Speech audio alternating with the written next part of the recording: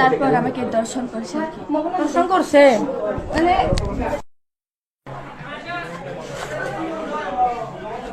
Sign করে পড়তে দে একটা ভিডিও করে দে।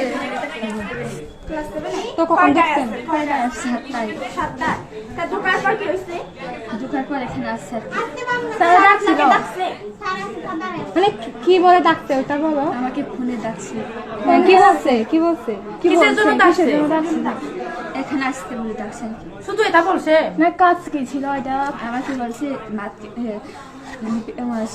মার্কেটে গিয়ে জামা কিনে দিবে এসব বলছে। জামা কিনে দিবে বলছে, সেজন্য ডাকছে এখানে।